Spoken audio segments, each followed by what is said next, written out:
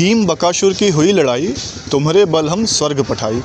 नमस्कार दोस्तों, आप देख रहे हैं Bharat news. Sunday special coverage के लिए आज एक और महाभारत कालीन पांडवों से संबंधित बाबा भैरवनाथ धाम मंदिर पर मौजूदगी हो चुकी है, जो कि बकुलाही नदी के ठीक किनारे स्थित है। हम अपने कैमरा पर्सन से अनुरोध करेंगे कि बगल में ही बकुलाही नदी ये प्रवाहित हो रही है और आज आपको इस स्पेशल कवरेज में हम दिखाएंगे एक और पांडवकालीन निर्मित स्थान पर, जहां पर वो अपने अज्ञातवास के दौरान माना जाता है ऐसा कि वो पहुंचते हैं। यहाँ पर भीम और बकासुर की लड़ाई होती है और उस युद्ध में बकासुर को मारकर यहाँ के गांव वालों को वो हमेशा के लिए भय से मुक्ति दिलाते हैं और यहाँ पर भगवान भोलेनाथ की शिवलिंग की स्थापना करते हैं। इसीलिए इसका नाम बाबा भैरवनाथ धाम पड़ता है और तब से लेकर आज तक माना जाता है ऐसा कि अगर कोई भी व्यक्ति यहाँ पर दर्शन करने आता है तो उसको हमेशा के लिए भयों से मुक्ति मिल जाती है।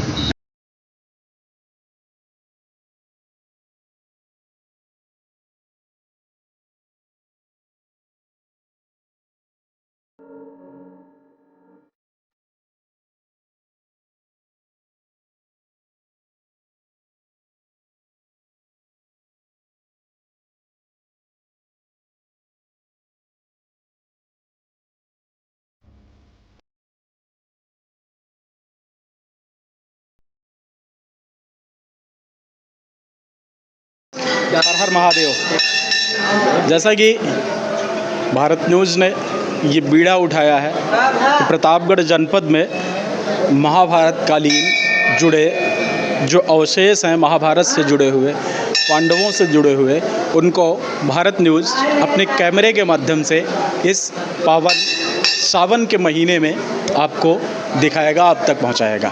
उसी कड़ी में आज दूसरे रविवार को हम अपने ब्यूरो प्रमुख आदर्श जायसवाल जी के साथ प्रतापगढ़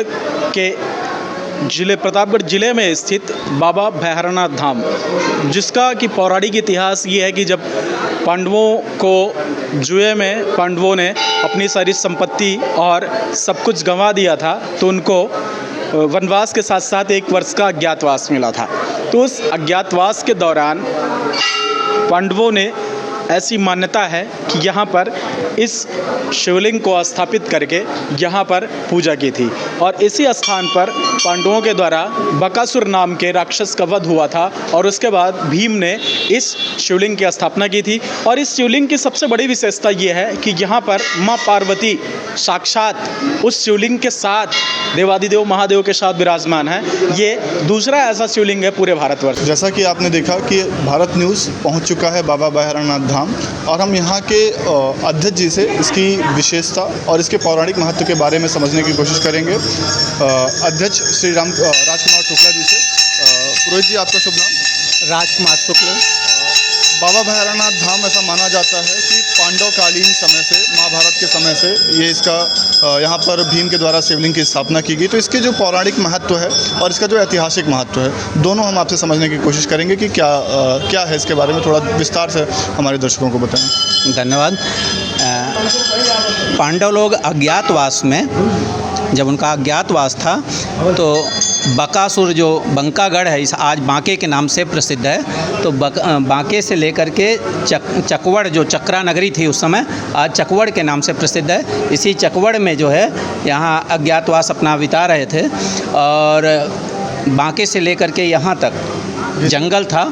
और जिस दिन की घटना है बकासुर वाली, जिस ब्राह्मण परिवार में रह रहे थे उन्हीं के यहाँ की पारी थी कि उनका एक इकलौता लड़का था और वो ब्राह्मणी सुबह रोने लगी तो माता कुंती ने पूछा कि आप क्यों रो रहे हैं? तो बताया कि एक ही लड़का था, आज उसको बकासुर जाएगा, खा जाएगा। बारी बारी से एक लोगों को खाता था रोज़ जो है। तो बड़ी दिक्कत थी उनको जो है।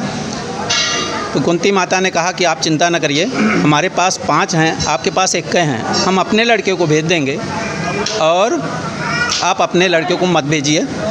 तो माता ने कहा नहीं, आप हमारे अतिथि हैं, जो है हमारे भारतीय संस्कृति के अनुसार अतिथि देवता होता है, तो हम उनको जो है आपको नहीं भेज सकते, हमारा ही लड़का जाएगा। माता कुंती ने कहा आप चिंता न करिए, हमारे लड़के जो है बलशाली हैं और हो सकता है कि युद्ध में उसको मार करके तब आए जो है आप इनको जाने दीजिए। बहुत कहने सुनने के बाद वह ब्राह्मणी तैयार हुई तो आकर के भीम से काफ़ी कुछ युद्ध हुआ और बकासुर पराजित हुआ। इस कारण से जो है पांडव लोग कृष्ण को बुला करके जो है यहाँ पर बाबा भव भय हरणनाथ धाम की स्थापना किया कि मतलब भय से मुक्त हो गया पूरा समाज जो है, जो तभी से इनका भैरवनाथ धाम प्रसिद्ध हुआ।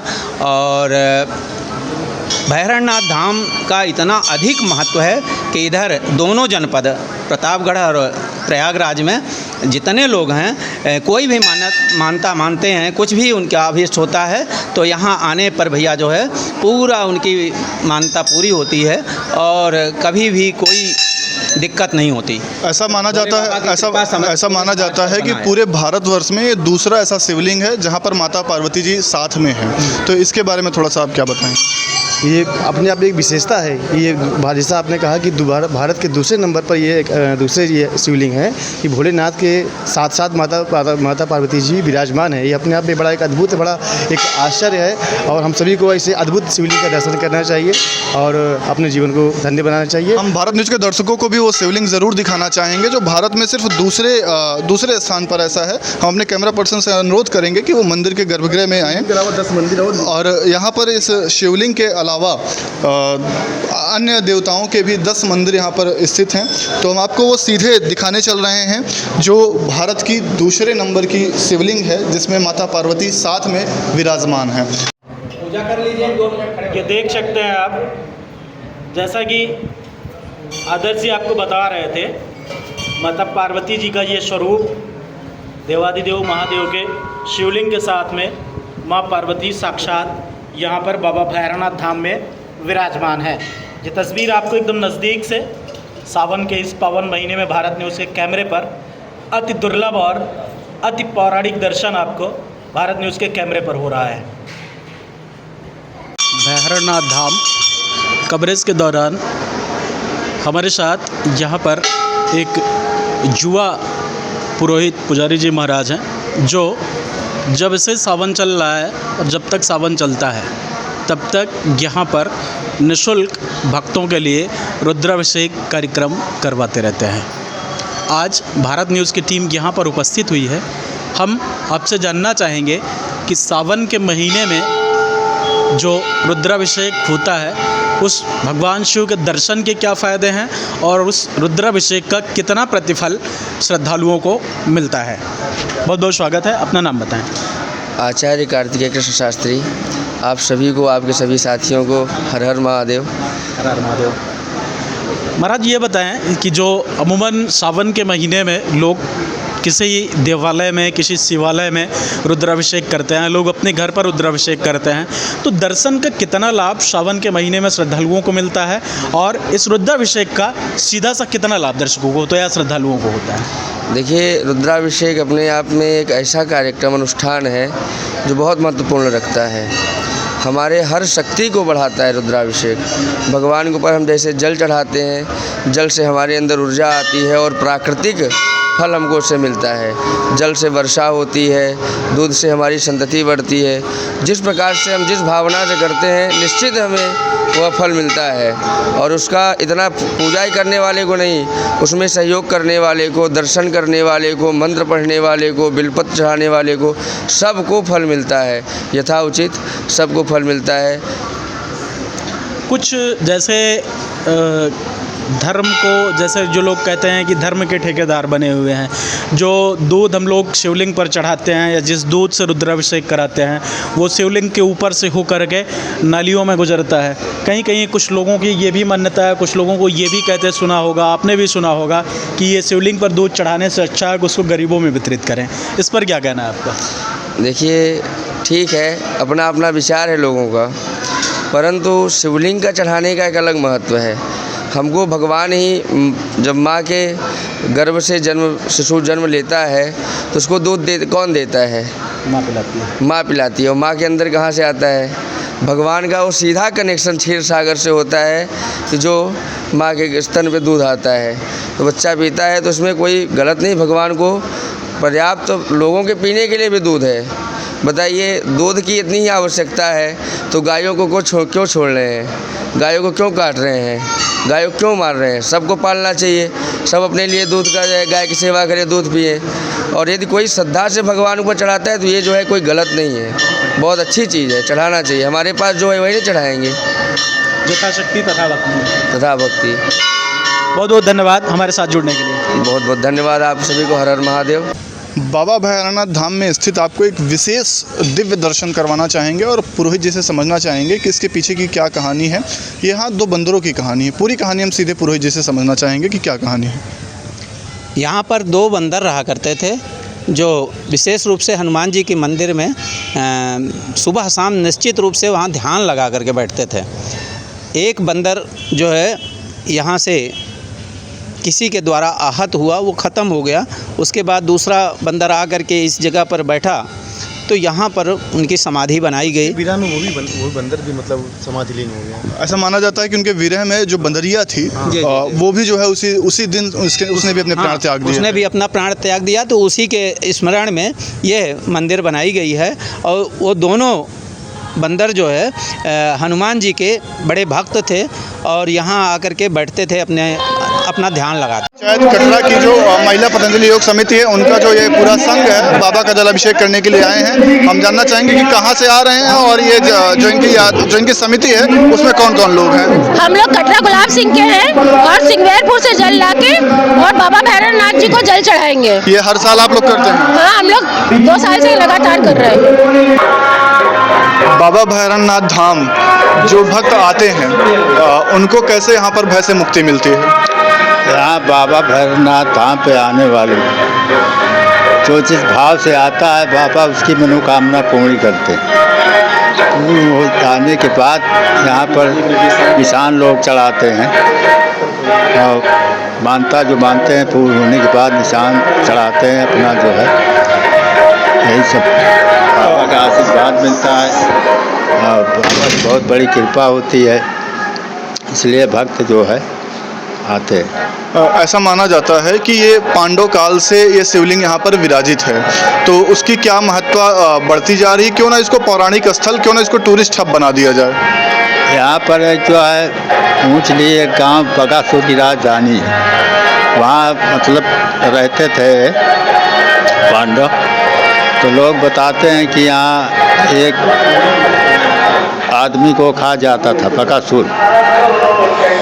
तो एक बार जब किसी के नंबर आया तो उसकी बारी आई तो उसने जो है इसी में लड़ाई, पांडवों ने जो है उसको जो है मार करके यहाँ स्थापना किया, तभी इसका नाम बाबा भैरवनाथ धाम पड़ा। लोगों को भय से मुक्ति दिलाई। मुक्ति में जैसा कि भैरवनाथ कवरेज के दौरान अब इस वक्त हमारी मौजूदगी है बाबा भैरवनाथ धाम प्रबंध सेवा समिति, जो कि यहाँ पर जो दर्शनार्थी आते हैं, जो श्रद्धालु आते हैं, उनको उनकी मूलभूत व्यवस्थाएं क्या हैं, क्या सुविधाएं यहाँ पर उनको मिलनी चाहिए, उसको लेकर के प्रबंध समिति के कुछ पदाधिकारी हमारे साथ हैं। इनसे बात करते हैं किस तरीके का यहाँ पर आयोजन होता है और किस तरीके से ये यहाँ पर सावन के पावन महीने में लगने वाले मेले के साथ महाशिवरात्रि पर होने वाले बृहद आयोजन को लेकर के किस तरीके की इनकी तैयारियां होती हैं और किस तरीके की व्यवस्थाएं होती हैं। सबसे पहले अपना नाम बताइए। सर, मेरा नाम प्रदीप सिंह है और मैं यहाँ पे, हमारी कोई समिति नहीं है और हम लोग 4 साल से यहाँ पे काम कर रहे हैं पुजारी जी के सानिध्य में। यहाँ के मुख्य पुजारी हैं भोलानाथ तिवारी जी, संरक्षक भी हैं, पुजारी भी हैं और उन्हीं के सानिध्य में हम लोग, ऐसी कुछ बात हुई हम लोग काम करते हैं, उन्होंने बुलाया, हम लोग काम कर रहे हैं, निस्वार्थ काम करते हैं। और 1 महीने सावन, पिछली बार मलमास और सावन पूरा 2 महीने काम किया।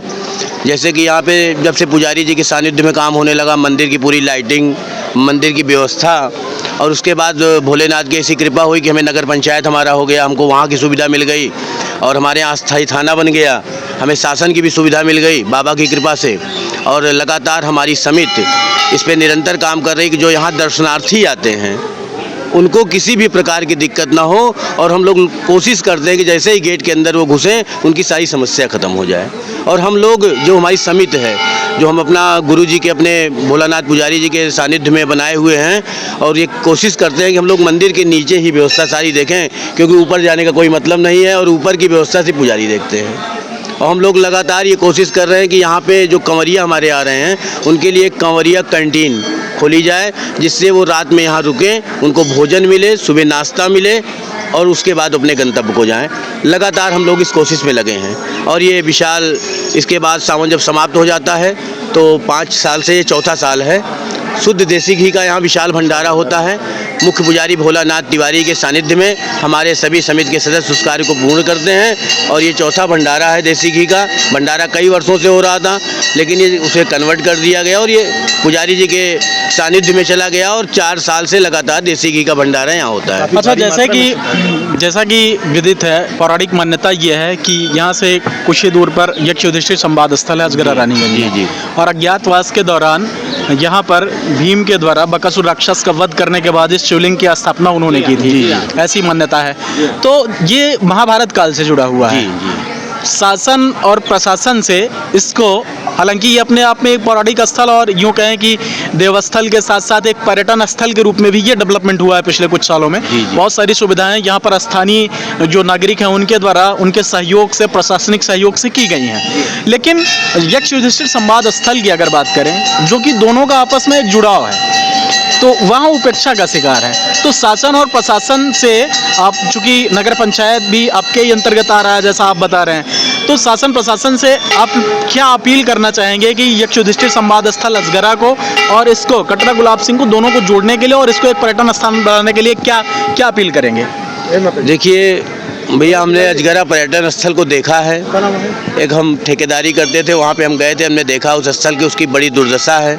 जिस हिसाब से उसका नाम है, जिस हिसाब से उसका व्याख्यान है, उस हिसाब से अजगरा में कोई व्यवस्था नहीं है। जो मैंने अपने आँखों से देखा कि अजगरा में जितना बड़ा महोत्सव हुआ, कुछ नेताओं के द्वारा, कुछ सरकार के द्वारा, लेकिन वो व्यवस्था अजगरा में नहीं है। अजगरा में कोई भी व्यवस्था में नहीं लगती। शासन प्रशासन से क्या अपील करना चाहिए? शासन से हम कोशिश करते हैं कि अगर हमारा धर्म स्थल है, शास्त्र से जुड़ा हुआ है, धर्म से जुड़ा हुआ है, तो उसे एकदम हाईटेक बनाया जाए और भैरवनाथ धाम से उसको जोड़ा जाए, ताकि दोनों का आपस में एक संबंध है और ताकि उसका महत्व अजगरा का और बढ़े। दर्शनार्थी दोनों जगह जाएं और उनको लगे कि हमने जो है महाभारत काल के बारे में थोड़ा सा जानकारी में मिली।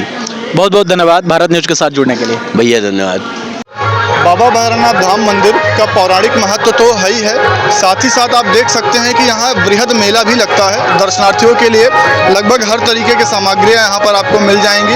ऐसा माना जाता है कि सोमवार और मंगलवार को दर्शन करने वालों की संख्या बहुत ज़्यादा मात्रा में यहाँ रहती है। और मेले में आपको हर तरीके का सामान, चाहे मिठाई हो, चाहे छोटे छोटे कंगन हो, चूड़ियाँ हो, हर तरीके की सामग्रियाँ आपको यहाँ पर मिल जाया करेंगी। मौजूदगी हमारी बाबा भैरवनाथ धाम में चल रही है, जो कि बकुलाही नदी के तट पर बसा हुआ है। और ये बकुलाही नदी आप जो देख पा रहे हैं इस समय, कैमरा पर्सन से अनुरोध करेंगे कि जो पीछे दिखाई पड़ रहा है आपको मनोहर सा दृश्य, ये बकुलाही नदी है।